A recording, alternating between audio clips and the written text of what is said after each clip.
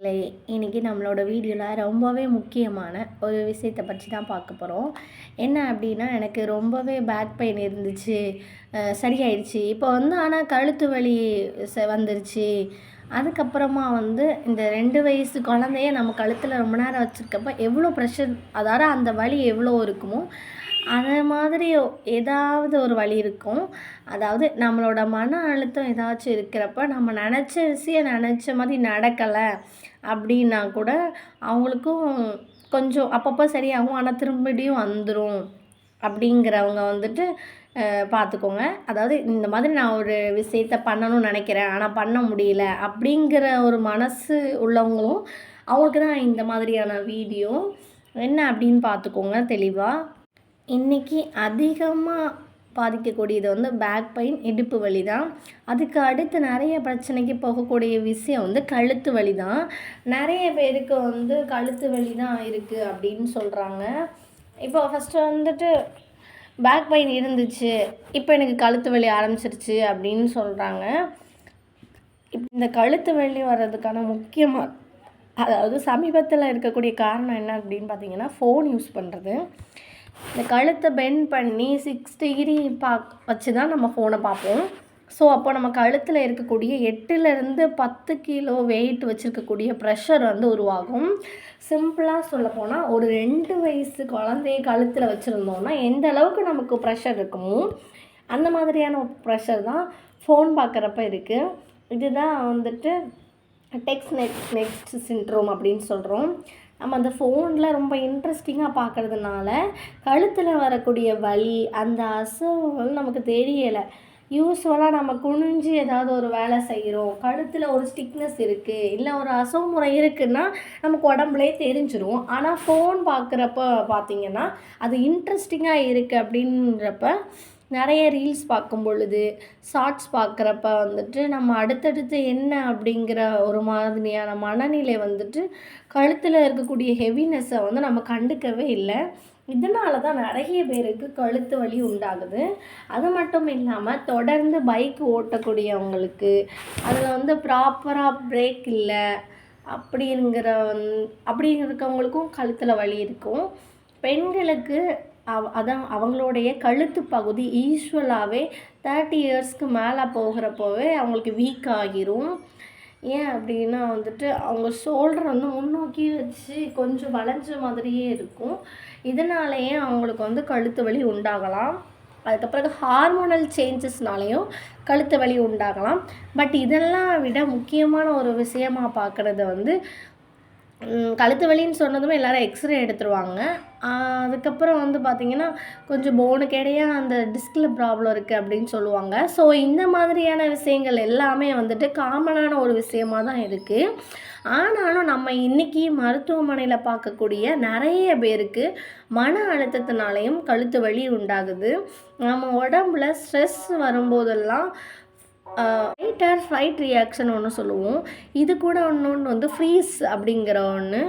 ஏதோ ஒரு பிரச்சனையில் இருக்கும், அப்போது நம்மளோட உடம்பு என்ன பண்ணும் அப்படின்னா, ஒன்று அங்கே எதிர்த்து போராடும், அதாவது ஃபைட்டு, இல்லைனா அந்த இடத்த விட்டு நம்ம ஓடணும், ஃப்ளைட்டு. இந்த 2 இடத்துலையும் கொஞ்சம் நுட்பமாக சர்வை பண்ணணும் அப்படின்னு பார்த்தீங்கன்னா, நம்மளோட உடம்பு வந்து ஃப்ரீஸ் பண்ணிடும். அதாவது அந்த கழுத்து பகுதியை ஃப்ரீஸ் பண்ணி நம்மளோட சத்தத்தை வந்து ரொம்ப அமைதியாக கேட்கக்கூடிய ஒரு கவனநிலை, நம்மளோட உடம்பு உறுப்புகளை அப்படியே ஃப்ரீஸ் பண்ணக்கூடிய, நம்மளை சுற்றி என்ன நடக்கக்கூடியதை கவனிக்கக்கூடிய, அதுதான் அது ஃப்ரீஸ் அப்படிங்கிற ஒரு ரியாக்ஷன் நம்ம உடம்புல நடக்கும். இன்றைக்கி ஏதாவது ஒரு மன அழுத்தம் நம்ம உடம்புல இருக்கிறப்ப வந்துட்டு நம்ம நினச்ச விஷயம் நம்ம நினச்ச மாதிரி நடக்கலை, இல்லை ஒரு சில டைமில் நம்மளோட விஷயத்த வெளியில் சொல்ல முடியல, இப்படி இருக்கவங்களுக்கு வந்துட்டு ஃப்ரீஸ் அப்படிங்கிற ஒரு இது வந்துட்டு நம்மளோட உடம்புல ஆக்டிவேட் ஆகும். இதில் ஃபஸ்ட்டு ஃப்ரீஸ் ஆகிறது வந்துட்டு நம்ம ஷோல்டரில் இருக்கக்கூடிய மசில்ஸ் தான். ஃபஸ்ட்டு அந்த கழுத்துக்கு பின்னாடி இருக்கக்கூடிய தசை தான், அந்த பகுதி தான் இறுக்கமாகிரும். இந்த இறுக்கம் வந்துட்டு நமக்கு ஈவினிங் டைமில் கொஞ்சம் கழுத்தை பின்னாடி சாய்ச்சோன்னா கொஞ்சம் கம்ஃபர்டபுளாக இருக்கும் அப்படிங்கிற ஒரு ஃபீல் இருக்கும். இதுவே தொடர்ந்து இருக்குது அப்படின்னா கண்டிப்பாக அவங்களுக்கு கழுத்து பகுதியில் நாள்பட்ட வலி இருக்கிறதுக்கான வாய்ப்புகள் அதிகமாக இருக்குது. என்றைக்குமே வந்துட்டு மருத்துவமனையில் அதிகமாக வரக்கூடிய ஒரு வலி என்ன அப்படின்னா கழுத்து வலி தான். நான் சிகிச்சை எடுத்தும், ஃபிசியோ எடுத்தும், மாத்திரை போட்டும் எனக்கு அப்பப்போ சரியாகுது. ஆனா அப்போ திரும்பி வந்துடுது அப்படின்னு சொல்கிறாங்க. ஆனால் இந்த கழுத்து வலி வந்து எந்த பக்கம் இருக்குங்கிறத பொறுத்தும், எமோஷனல் எப்படி இருக்குங்கிறத பொறுத்தும் நம்ம தெரிஞ்சுக்கலாம்.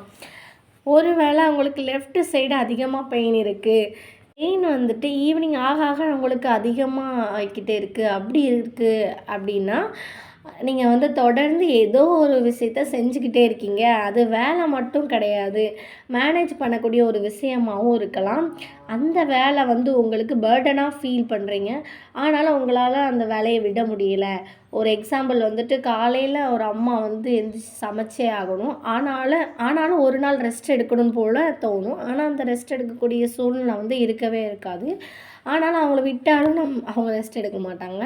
ஸோ காலையில் அவங்க பிள்ளைங்களெல்லாம் ஸ்கூலுக்கு அனுப்பணும், இந்த வேலைக்கு உள்ள எல்லாமே பார்க்கணும், சமையலெல்லாம் பண்ணணுங்கிற கஷ்டமாக இருக்குது. ஆனாலும் நம்மளால் எஸ்கேப்பே ஆக முடியல அப்படிங்கிறத சொல்லுவோம். இது வந்து அன்எஸ்கேப் பார்டர் அப்படின்னு சொல்லுவோம். இந்த கண்டிஷனில் நமக்கு லெஃப்ட் ஹேண்டில் ரொம்பவே பெயின் இருக்கும், அதாவது லெஃப்ட்டு நெக்லேயும் ரொம்ப பெயின் இருக்கும், ரைட்லேயும் கொஞ்சம் ஷோல்டர்லேருந்து கொஞ்சம் ரைட் ஹேண்டு வரைக்கும் பெயின் இருக்குது அப்படின்னா, ஸோ உங்களை சுற்றி இருக்கக்கூடிய விஷயங்களில் வந்துட்டு உங்களால் வந்துட்டு டைஜஸ்ட் பண்ண முடியல, அதனால் நிறைய டைஜஷன் கோளாறும் உங்களுக்கு வரும். அதனால தான் ரைட் சைடில் உங்களுக்கு பெயின் வரும். அந்த விஷயத்தை வந்து உங்களுக்கு டைஜஷனும் பண்ண முடியல, விடவும் முடியலை அப்படிங்கிறப்ப உங்களுக்கு ரைட் சைடில் நல்லா வந்து பெயின் கொடுக்கும். மெயின் வந்துட்டு அந்த செயல்படக்கூடிய ஒரு முட்டுக்கட்டை இருக்குது, இந்த விஷயத்த பண்ணணும்னு நினைக்கிறேன் ஆனால் பண்ண முடியல, இந்த மாதிரி இடையில தடங்கள் வருது அப்படி இருக்கக்கூடிய மனநிலையிலையும் அவங்களுக்கு ரைட் சைடில் கண்டிப்பாக பெயின் இருக்கும். 2 பக்கமும் எனக்கு வலி இருக்குது அப்படின்னு சொல்கிறீங்கன்னா, கழுத்து வந்து மரத்து போன மாதிரி இருக்குது அப்படின்னு சொல்கிறவங்களுக்கு சில சமயம் தலை சுற்றல் கூட வருது அப்படின்னு சொல்கிறவங்களுக்கு நெக் மசில்ஸ் வந்து ஸ்டிஃப் ஆகுது. ஏன் ஸ்டிஃப் ஆகுது அப்படின்னு பார்த்தீங்கன்னா, எமோஷ்னலாக வெளிப்படுத்த முடியல அப்படிங்கிறதுனால தான். அதுக்கப்புறமா வந்துட்டு இந்த சுவாதிஷ்ட நட்சத்திரம் ஒன்று சொல்லுவோம், இந்த சக்கரம்னு ஒன்று சொல்லுவோம் இந்த கழுத்து பகுதியில். இந்த சக்கரம் வந்துட்டு வீக் ஆகிடுச்சுன்னா நம்மளோட ஃபீலிங்ஸை வந்து வெளியில் சொல்ல முடியாது. ஏன்னா அது ஒரு கோபம் வருது, ஒரு வருத்தம் இருக்குன்னா கூட நம்மளால் வந்து வெளிப்படுத்த முடியல அப்படின்னு பிரச்சனை இருக்கவங்களுக்கு வந்துட்டு அந்த ஷோல்டரில் வந்து பெயின் கண்டிப்பாக தெரிஞ்சிரும். அதுக்கப்புறமா ஷோல்டர் நல்லா இறுக்கமாயிரும். இது நாளடைவில் வந்துட்டு உங்களுக்கு சர்விக்கல் அந்த மாதிரியான பிரச்சனையாகவும் ஆகலாம். அதுக்கப்புறமா வந்துட்டு நம்ம மெஷர் பண்ணுறக்கூடிய விஷயம் என்னென்னா எம்ஆர்என்ஏ, எக்ஸ்ரே அது மாதிரி தான் பார்ப்போம். ஆனால் ஸ்ட்ரெஸ் வந்து எல்லாமே ஒரு நார்மல் விஷயமாக கடந்து போயிடுவாங்க. ஸ்ட்ரெஸ் இல்லாத மனுஷங்களே கிடையாதுன்னு சொல்லுவாங்க. இது வந்து நபருக்கு நபர் ஸ்ட்ரெஸ்ஸு வந்து எப்படி இருக்குது, இன்டென்சிட்டியை பொறுத்து தான் எப்படி வீக்காக இருக்கும்னு சொல்லலாம். ரொம்ப நாளாக இருக்கக்கூடிய கழுத்து வலி வச்சுருக்கக்கூடியவங்களுக்கு வந்து எமோஷ்னலாக எனக்கு வெளியில் சொல்ல முடியல, எனக்கு சுற்றி நடக்கக்கூடிய விஷயம் பிடிக்கல ஆனால் சொல்ல முடியல, இந்த மாதிரி ஒரு விஷயம் இருக்குன்னா அவங்களுக்கு மன அழுத்தம் அதிகமாயிரும். இது சமீபத்தில் நடந்திருக்கக்கூடிய விஷயம் அப்படின்னு இல்லை, ரொம்ப நாளைக்கு முன்னாடி நடந்திருந்தாலும் ஒரு 30 இயர்ஸ்க்கு மேலே போகிறப்ப நமக்கு வந்து பாதிப்பு உண்டுபடுத்தலாம். இப்படிப்பட்ட எமோஷ்னல்ஸும் நமக்கு வந்து பேக் பெயினை உருவாக்கும், நெக் பெயினை உருவாக்கும். நான் எப்படின்னா, இப்போ ஒரு கழுத்தில் வலி இருக்குன்னா நம்ம ஒரு பெயின் கில்லர் போட்டுப்போம். எனக்கு தெரிஞ்சது ஆயில் மசாஜ் பண்ணிக்கிடும், இந்த மாதிரி பண்ணால் குறைஞ்சிரும் அப்படின்னு நினைப்போம். ஆனால் மீண்டும் வந்துட்டு எமோஷ்னல் வரும். ஆனால் வந்து அதை எப்படி ரெடியூஸ் பண்ணுறது அப்படின்னு பார்த்தீங்கன்னா, இதை ரெடியூஸ் பண்ணுறதுக்கு அதுக்கப்புறம் ஓம்கார பிராணமும் பண்ணலாம். இது வந்து உங்கள் கழுத்து பகுதியில் இருக்கக்கூடிய ஸ்டிஃப்னஸை வந்து உங்களுக்கு குறைக்கும். இல்லைன்னா உங்களுக்கு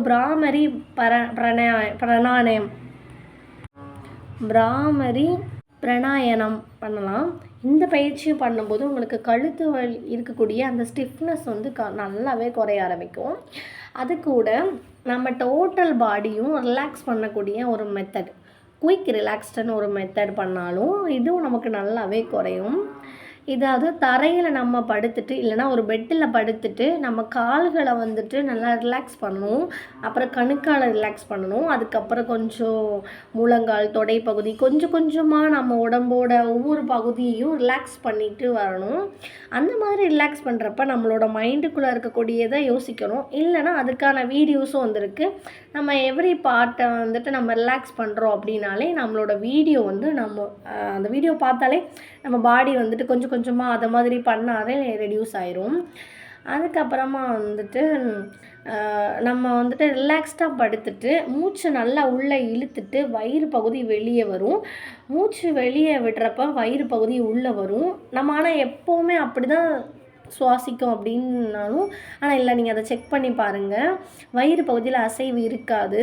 நீங்கள் ஆழமாக மூச்சை உள்ளே இருக்கிறப்ப வயிறு உள்ளே போயிட்டு வெளியில் வரும். இந்த மாதிரி ஒரு 10-20 முறை ரிலாக்ஸ்டாக நீங்கள் பண்ணிங்கன்னா உங்கள் ஷோல்டரில் இருக்கக்கூடிய டென்ஷன், பெயின் எல்லாமே குறையும். இது எல்லாமே நம்ம வீட்டில் இருந்த மாதிரியே பண்ணக்கூடிய விஷயந்தான். இது கூட எனக்கு ரொம்ப நாளாக ஒரு ப்ராப்ளம் இருக்குது. இந்த எக்ஸசைஸ் பண்ணால் வந்துட்டு நம்மளோட பேக் பெயின் இந்த ஒரு எக்ஸசைஸை நீங்கள் பண்ணலாம். என்னென்னா, உங்களோட முதுகு தண்டு வடத்தை ஸ்ட்ரெயிட்டாக வச்சுட்டு உங்களோட கழுத்து பகுதியை இடதுபுறமாக திருப்பி ஆழமாக 6 முறை மூச்சை உள்ளே இழுத்து விட்டிங்கன்னா, அந்த மாதிரி விடுறப்ப வந்துட்டு நம்ம கழுத்து பகுதிக்கு அதிகமான அளவுக்கு பிராணசக்தி கொடுக்குறோம் அப்படின்ட்டு, அதாவது ஆக்சிஜன் அதிகமாக போகுது அப்படின்னு போயிடுச்சு அப்படின்னா கொஞ்சமாக உங்களுக்கு பெயின் ரெடியூஸ் ஆகும். அப்போ தான் மொத்த ஃபோக்கஸும் நம்மளோட கழுத்து பகுதியில் இருக்கிறப்ப வந்துட்டு இடது பக்கமாக திருப்பி 6 முறை ஆழமாக மூச்சு இழுத்து, அதே மாதிரி வலது புறமாக திருப்பிட்டு 6 முறை ஆழமாக மூச்சு இழுத்து விடுங்க. கழுத்தை அண்ணாந்து, அதாவது கழுத்தை பின்னோக்கி வளைச்சி அப்பவும் 6 முறை, அப்புறம் முன்னோக்கி வளைச்சி 6 முறை. மொத்தமாக இந்த மாதிரி பண்ணுறப்ப வந்து உங்களோட முதுகு தண்டுவடம் வந்து ஸ்ட்ரைட்டாக இருக்கணும். இப்படி பண்ணுறப்ப வந்து உங்களுக்கு கழுத்தில் நல்ல ரிலாக்ஸ்ட் கிடைக்கும். நீங்கள் தொடர்ந்து லேப்டாப்பில் ஒர்க் பண்ணுறீங்க, இல்லை டெஸ்க்டாப் தான் என்னோடது, இந்த மாதிரியான ஒரு விஷயத்தை பண்ணிங்கன்னா எப்போவுமே ஒரு 2-3 மினிட்ஸ் பண்ணாலே உங்களுக்கு வந்துட்டு நல்லா சரியாயிரும் நெக் பெயின். இந்த மாதிரி ஒரு பயிற்சியை வந்து நீங்கள் பண்ணலாம். என்ன அப்படின்னா, உங்கள் ஷோல்டர் வந்து நல்லா ஸ்ட்ரைட்டாக வச்சுக்கிட்டு கைப்பகுதிகளை வந்து நல்லா புல்லிங் எஃபெக்டோடு வச்சுக்கிட்டு பிடிச்சி இழுக்கணும். இந்த மாதிரி பண்ணும்போதும் கூட உங்களோட கழுத்தில் வந்து ஒரு ஸ்டிச் கிடைக்கும். இந்த மாதிரி பயிற்சி, அதாவது நீங்கள் இந்த 2 பயிற்சியில் ஏதாவது ஒன்று எப்போ டைம் இருக்கோ அப்போல்லாம் நீங்கள் இதை பண்ணிங்கன்னா, அதாவது அந்த பெயின் இருக்கப்போ நீங்கள் இதெல்லாம் பண்ணிங்கன்னா கொஞ்சம் கழுத்து வலியில் நல்ல மாற்றம் பார்க்கலாம். பட் வந்துட்டு இந்த கழுத்து வலி ரொம்ப நாளாக இருக்குது அப்படின்னா கூட நீங்கள் வந்து சித்த மருத்துவத்துலேயும் இதுக்கான வழிமுறைகள் இருக்குது. நான் என்னோடய ஸ்க்ரீனில் நம்பர் கொடுத்துருக்கேன். இந்த நம்பருக்கு கால் பண்ணி உங்களுக்கு எதுவும் டவுட்னால் கேட்டுக்கோங்க. அப்புறமா மருந்து எதுவும் வேணும்னா கூட நீங்கள் அதே நம்பர் மூலமாக நீங்கள் ஆர்டர் போட்டுக்கலாம். So thank you.